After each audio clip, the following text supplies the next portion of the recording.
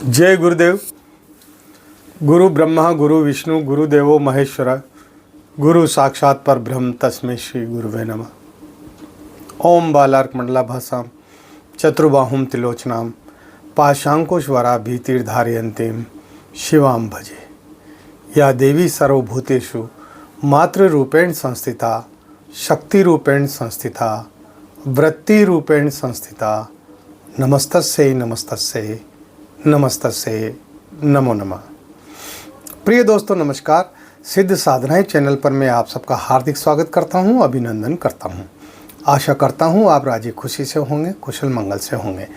आप सबकी कुशलता की कामना मैं माँ भगवती से, माता महाकाली से हमेशा करता हूं। आप सुखी रहें, संपन्न रहें, निरोग रहें, आपके जीवन में किसी प्रकार की कोई बाधाएं न आए। दोस्तों इस वीडियो में मैं आपको एक मंत्र साधना बता रहा हूँ। बहुत ही ज़बरदस्त मंत्र साधना है और ये माता बगलामुखी का मंत्र है और इस मंत्र को कैसे सिद्ध किया जाता है बताने जा रहा हूँ। दोस्तों वीडियो बहुत ख़ास होने वाला है, पूरा देखें, स्किप ना करें।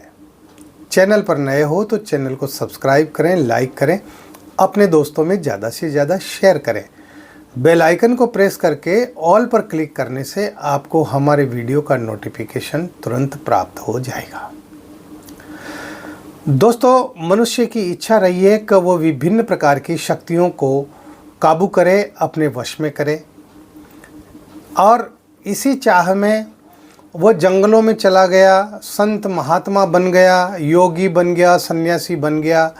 और जो जानकार योगी सन्यासी थे, जो सिद्ध पुरुष थे, उनके संपर्क में रह कर के और उसने उन तमाम सारी शक्तियों को प्राप्त किया जो वो चाहता था। दोस्तों सिद्धियों का, साधनाओं का, मंत्रों, यंत्रों और तंत्रों का क्षेत्र ये बहुत विशाल क्षेत्र है। इसका कोई पार नहीं है। हाँ, इसकी कोई था नहीं पा सकता। बेमिसाल है, अनंत है। और इसमें व्यक्ति अपने जीवन में कितनी साधनाएं कर पाता है, कितनी सिद्धियां प्राप्त कर पाता है, ये तो उसके स्वयं के ऊपर ही निर्भर होता है। लेकिन अगर आप इस रास्ते पर चल पड़े हैं तो मैं उन साधकों के लिए कहना चाहता हूँ, उन साधकों से ये कहना चाहता हूँ कि 10 महाविद्याएं होती हैं और ये अपने आप में पूर्ण हैं। 10 महाविद्याओं से बड़ी सिद्धियां और साधनाएं कोई धरती पर इस पूरे ब्रह्मांड में है ही नहीं। और इन 10 महाविद्याओं में से अगर आपने किसी एक महाविद्या को भी हासिल कर लिया, आपने सिद्ध कर लिया, तो आपका ये लोक भी सुधर जाएगा, परलोक भी सुधर जाएगा, धर्म, अर्थ, काम और मोक्ष की प्राप्ति हो जाएगी। और दुनिया का जो आवागमन है उसके चक्कर से भी आदमी छूट जाएगा, यानी मोक्ष की प्राप्ति उसे हो जाएगी। ये 10 महाविद्याएं कल्प वृक्ष के समान हैं। हाँ, कामधेनु माता के समान है। हाँ, जिस तरह से कल्प वृक्ष के नीचे बैठ कर के और जो भी आदमी इच्छा करता है उसकी वो इच्छा तुरंत पूरी हो जाती है, ठीक उसी प्रकार से ये 10 महाविद्याएं हैं। मैं आपको बता दूं, कोई भी महाविद्या न तो छोटी होती है न बड़ी होती है। महाविद्या महाविद्या होती है ना। और इन महाविद्याओं में से किसी भी अगर एक महाविद्या को आपने प्राप्त कर लिया, आपने उसको सिद्ध कर लिया, तो फिर आपको कुछ और करने की ज़रूरत ही नहीं है। आपको किसी भी प्रकार के कोई मंत्र, यंत्र, तंत्र करने की आवश्यकता ही नहीं है, यानी आपने सब कुछ प्राप्त कर लिया। तो मैं आज आपको माता बगलामुखी जो महाविद्या है उसके मंत्र को कैसे सिद्ध किया जाता है वह मैं आपको बताऊंगा। मैं इस वीडियो में ये नहीं बताने जा रहा कि माता बगलामुखी को प्रत्यक्ष कैसे किया जाता है। उसका प्रत्यक्ष करने की विधि मैं नहीं बता रहा हूँ, क्योंकि वो विधि जो है वह कठिन भी है और वह जटिल भी है। और उसको प्रत्यक्ष होने की उस विधि को आप अपने गुरु के सानिध्य में रह कर के ही कर सकते हैं। उस साधना को आप गुरु से अलग हो कर के नहीं कर सकते, है ना। तो इसलिए उस साधना को मैं अभी नहीं बता रहा हूँ। जब कभी भविष्य में यदि आप लोगों के सहयोग से हमारा आश्रम बन जाएगा और जब उसमें सुचारू रूप से कार्य शुरू होने लग जाएगा साधनाओं का, तो फिर मैं आपको इस साधना को ज़रूर करवाऊंगा। आ गई बात समझ में। लेकिन फिलहाल मंत्र को सिद्ध कैसे किया जाता है ये मैं बताऊंगा। अच्छा, इसमें खास बात क्या है, अगर आपके दुश्मन हैं, कदम कदम पर दुश्मन है और उस दुश्मनों ने आपका जीना हराम कर रखा है, वो दुश्मन आपको चैन नहीं लेने दे रहे, आप रात दिन शत्रुओं से परेशान हैं और उनकी वजह से आपका काम धंधा भी ठप हो रहा है, आपका नौकरी व्यवसाय जो भी आप करते हैं उसमें आपका मन नहीं लग रहा और रात दिन चिंता में रहते हैं और हमेशा ये डर बना हुआ रहता है कि कहीं ये शत्रु मुझे मार न दे, कहीं ये मेरा दुश्मन है ये मुझे ख़त्म न कर दे। इस प्रकार का एक डर हमेशा दिमाग में बना रहता है। जब ऐसी स्थिति हो जाती है तो फिर उस शत्रु का दमन करना जरूरी होता है। तो शत्रु का दमन करने के लिए कई सारे तरीके होते हैं। एक तो तरीका यह है कि शत्रु को निस्तेज कर दो, यानी उसकी बुद्धि को इतना बिगाड़ दो कि वह सोचने समझने की शक्ति ही खो बैठे और पागलों की तरह हो जाए और जो है वो आपका कुछ भी ना बिगाड़ सके। लेकिन अगर शत्रु ज़्यादा ही खतरनाक है तो बगलामुखी मंत्र के द्वारा उसको समाप्त भी किया जा सकता है। इन सब की अलग अलग विधियां होती हैं, है ना। तो शत्रु परास्त होते हैं इस मंत्र से। और दूसरी बात यह है कि अगर आप अदालतों में मुकदमेबाजी में फंसे हुए हो, आपके जो है विभिन्न तरह के मुकदमे चल रहे हैं, चाहे वो पड़ोसियों ने कर रखे हों, रिश्तेदारों ने कर रखे हों या आपके अन्य किसी और लोगों ने कर रखे हों, और आप आए दिन अदालतों के चक्कर लगा रहे हो और उन मुकदमों से आप परेशान हो गए हो, तो उन मुकदमों में भी 100% जीत मिलती है इस मंत्र साधना को करने से। कोई भी नहीं रोक सकता। इसके साथ ही आपकी जो अधूरी इच्छाएं होती हैं वो इच्छाएं भी पूर्ण होती है। आपकी जो मनोकामनाएं होती हैं वो मनोकामनाएं भी पूर्ण होती है। आपके घर में यदि आर्थिक अभाव है, धन की कमी है, रुपये पैसे की आवक जावक कम है, आपका व्यापार कम चल रहा है, व्यवसाय कम चल रहा है, तो ये साधना आपको इन तमाम सारी बाधाओं से मुक्ति दिला देगी। ये मंत्र है ही ऐसा, इस मंत्र की जितनी तारीफ की जाए उतना ही कम है।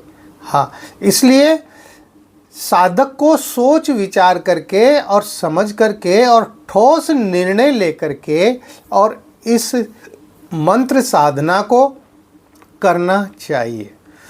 तो इसमें खास बात क्या है वो ध्यान रखने की, वो आप अब ध्यान से सुनिएगा। देखो, जैसा मैं बताता हूँ वैसा ही करना, अपना दिमाग मत लगाना, क्योंकि आज का व्यक्ति अपने आप को ज़्यादा बुद्धिमान समझता है, वो अकल के मारे बोझा मरता है और इस वजह से वो जो है जैसा बताते हैं वैसा तो नहीं करता, अपना फालतू का दिमाग लगा देता है और वो न मंत्र सिद्ध कर पाता है, न यंत्र, न तंत्र और न सिद्धियाँ और साधनाएं। समझ में आ गई बात। इस साधना को आप किसी भी रविवार से शुरू कर सकते हैं, कोई भी रविवार हो। यदि शुक्ल पक्ष का रविवार लेते हैं तो वो सबसे ज़्यादा अच्छा है, उत्तम है। तो रविवार के दिन आप जो है रात्रि को 10 बजे के बाद इस साधना को प्रारंभ करें। रात्रि को 10 बजे के बाद। ये 21 दिन की मंत्र साधना है। 21 दिन आपको लगातार मंत्र जप करना पड़ेगा और 51 माला आपको रोजाना करनी पड़ेगी। कितनी माला? 51 माला डेली करना पड़ेगा, है ना। और माला आपके पास में हल्दी की होना चाहिए, प्राण प्रतिष्ठित होना चाहिए। इसमें हल्दी की माला काम आती है। अगर हल्दी की माला न हो तो पीला हकीक की माला भी काम करती है, लेकिन वह भी प्राण प्रतिष्ठित होना चाहिए। माता बगलामुखी का प्राण प्रतिष्ठित चित्र होना चाहिए। माता बगलामुखी का प्राण प्रतिष्ठित यंत्र होना चाहिए, है ना। आपके पहनने के लिए पीले वस्त्र होना चाहिए, पीले वस्त्र। आपका आसन भी पीला होना चाहिए। आप सिले हुए वस्त्र नहीं पहनेंगे। पीली धोती होना चाहिए जिस पर किसी भी प्रकार की कोई डिजाइन नहीं होना चाहिए, एकदम पीली धोती होना चाहिए, है ना। उसको पहन करके और आप साधना में बैठेंगे। आप रात्रि को 10 बजे के बाद स्नान करके और पानी में भी आप एक चुटकी हल्दी डालेंगे और इसके बाद आप जो है साधना कक्ष में आएंगे। साधना कक्ष आपका पूरी तरह से जो है एकांत होना चाहिए। उसमें आपके अलावा दूसरा कोई भी आना जाना नहीं चाहिए। यानी आप जब बाहर जाएं तो आप ताला लगा करके जाएं। उस साधना कक्ष की एक दिन पहले साफ सफाई कर ले, धो पोंछ कर साफ कर ले। जाले वाले हों तो उनको मिटा दें, उनको हटा दें और बढ़िया इत्र वगैरह जो है छिड़क दें और उसको सुगंधित बना दें। आपका बिस्तर भी वहीं रहेगा, जमीन पर। जमीन पर आपको सोना है ना। आप जो है हल्दी की माला का प्रयोग करेंगे, है ना। इसके साथ ही आप घी का दीपक जलाएंगे। घी का दीपक में भी आप एक चुटकी हल्दी डालेंगे और उस हल्दी को उस घी में मिला करके ही दीपक जलाएंगे। कतई भूल मत करना, है ना। और जो रुई की बत्ती है उसमें आपको क्या करना पड़ेगा कि पहले थोड़ी सी रुई लेकर के 21 दिन में आपकी जो है कितनी रुई ख़त्म होगी बत्तियों में, उतनी रुई लेके और पानी में हल्दी घोल लें और उस रुई को उसमें पीला कर लें। पीला करने के बाद उस रुई को सुखा दें। अब वो रुई आपकी पीले कलर की हो गई। फिर उसकी बत्ती बनाएं और उस बत्ती को जो है घी में जलाएं और घी में भी आपको हल्दी डालना है। आपको जो भोग लगाना है वो भोग आपको बर्फी का लगाना है। चने की दाल की, बेसन की जो बर्फी बनती है ना, बर्फी का ही भोग लगाना है। और आपको पीला अन्न ही खाना है। एक समय भोजन करना है, उसमें आपको पीला अन्न ही खाना है। उसमें अगर आप चावल बनाते हैं तो उसमें आप हल्दी डाल दें या जो मीठा कलर आता है पीला वो डाल दें। यानी रंग पीला होना चाहिए, है ना। और जो रोजाना माता को जो भोग लगाएंगे वह पीली जो बर्फी होती है, बेसन की बनी हुई बर्फी, उस बर्फी का ही भोग लगाएंगे। दूसरा और कोई भोग नहीं लगाएंगे। उस भोग को आप स्वयं ही ग्रहण करेंगे, उसको बांटेंगे नहीं।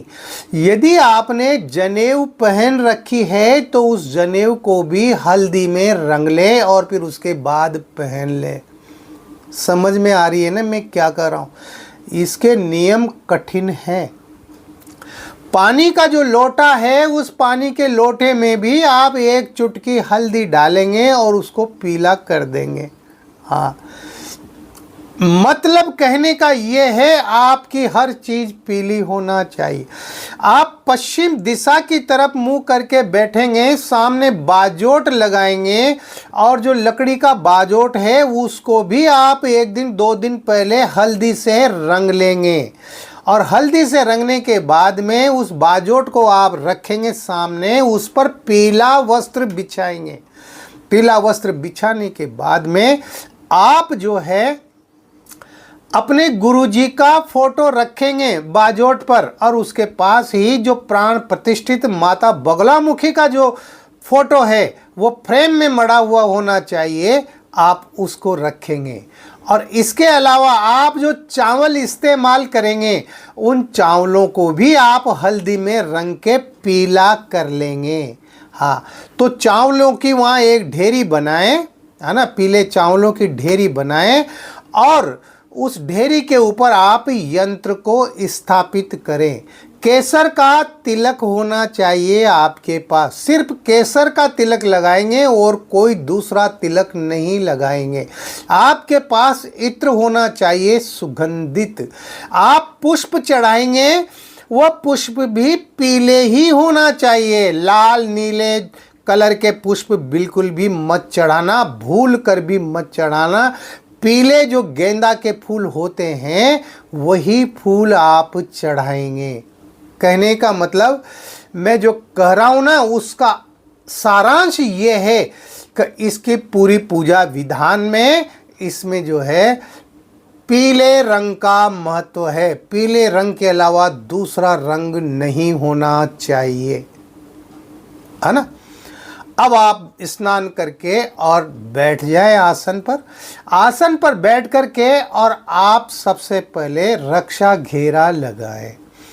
तो अपने हाथ में पीले चावल लेके उनको दो दो चार चार दाने सभी दिशाओं में फेंकते हुए और आप इस मंत्र को बोले, ओम अपसर्पन्तु ये भूता भूमि संस्था ये भूता विघ्न कर्ता रस्ते नश्यन्तु शिवा गया अपक्रामन्तु भूतानि पिशाचा सर्वतो दिशम सर्वेशाम विरोधेन पूजा कर्म समारभ्ये। 2-3 बार इस मंत्र को बोल करके और आप रक्षा घेरा लगाए। आपके पास में एक रक्षा माला भी होना चाहिए, है ना। और इस साधना की आप दीक्षा भी लेंगे अपने गुरुजी से। बिना दीक्षा लिए इस साधना को मंत्र को सिद्ध न करें। मैं सही बता रहा हूँ, है ना। तो आप रक्षा माला गले में डाल लें और इसके बाद अब आपको जो है पूजा करनी है। तो आप सबसे पहले अपने गुरुजी के चित्र का पूजन करें, स्नान कराएं, केसर का तिलक लगाएं, पीले अक्षत चढ़ाएं, पीले पुष्प चढ़ाएं। इसी तरह से आपको जो है माता बगलामुखी का पूजन करना है। स्नान कराएं, तिलक लगाएं, अक्षत चढ़ाएं, पुष्प चढ़ाएं और इसी तरह से आपको यंत्र का पूजन करना है। और यंत्र का पूजन के साथ ही आपको माला जो है, हल्दी की जो माला है, उस माला का भी पूजन करना है। ये सब करने के बाद में आपको संकल्प लेना है। तो अपने दाएं हाथ में आप पानी लें, जल लें और आप बोलें, हे गुरुदेव, मैं माता बगलामुखी के मंत्र को सिद्ध करने जा रहा हूँ।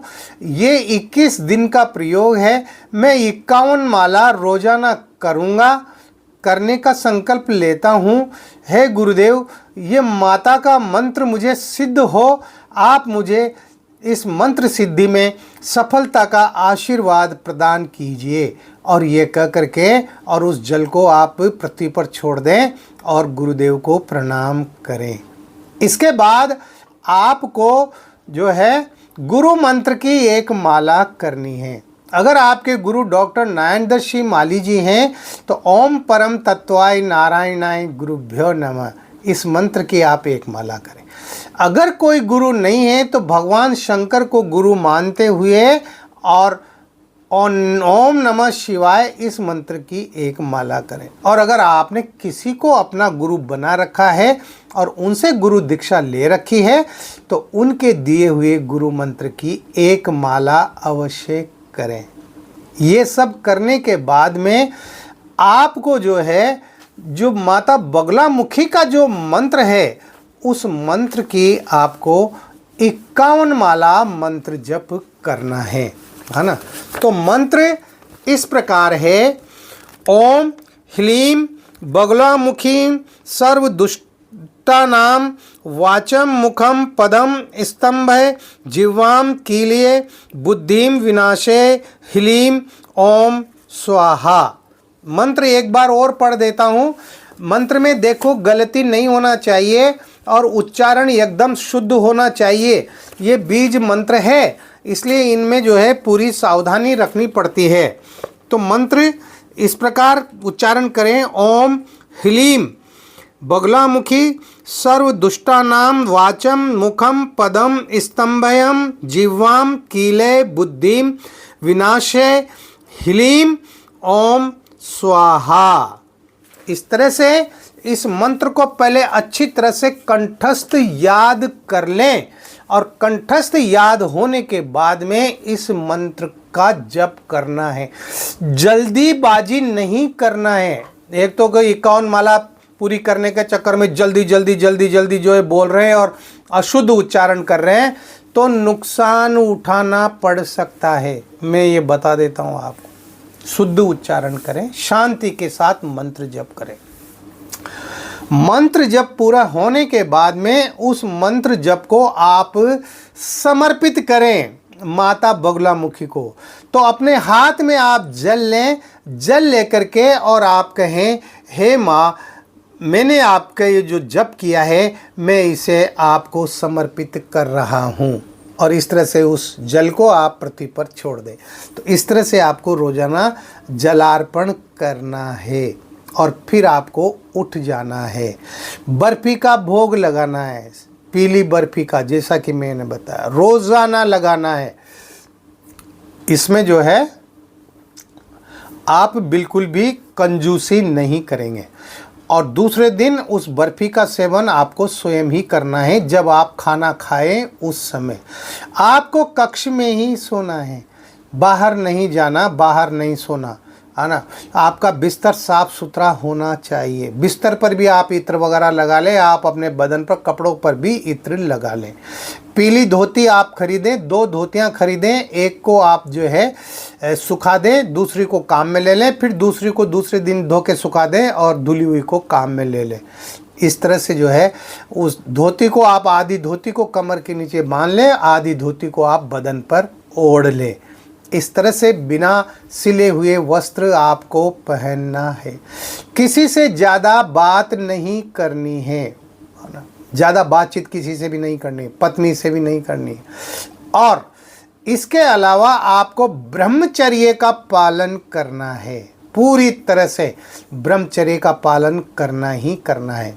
आपको जो है क्रोध नहीं करना है, बिल्कुल भी गुस्सा नहीं करना है, न पत्नी पर, न बच्चों पर, न पड़ोसियों पर, न किसी और पर। इस बात का पूरा ध्यान रखें। आपको सात्विक आहार लेना है, सात्विक भोजन करना है। आप जो है मांस, मछली, अंडा, लहसुन, प्याज, इनका सेवन बिल्कुल भी नहीं करेंगे। आपके भोजन में भी पीला पदार्थ ही होना चाहिए, पीला भोजन ही करेंगे आप, ये बता दूं मैं आपको, है ना। और आपको जो है रोजाना गायों को चारा डालना है, चींटियों को दाना डालना है। ये धर्म कर्म भी करे। भिखारी कोई घर पे आ जाए तो आपको उसको खाली हाथ नहीं जाने देना, आपको झूठ नहीं बोलना है। हाँ, और अगर मान लो जैसे आप अपनी पत्नी के हाथ का बना हुआ खाना खाएंगे तो आपकी पत्नी स्नान करके शुद्ध साफ स्वच्छ कपड़े पहन करके खाना बनाए आपके लिए। हाँ, नहीं तो आप खुद ही अपने हाथों से बना करके खाएं तो वो ज़्यादा अच्छा रहेगा।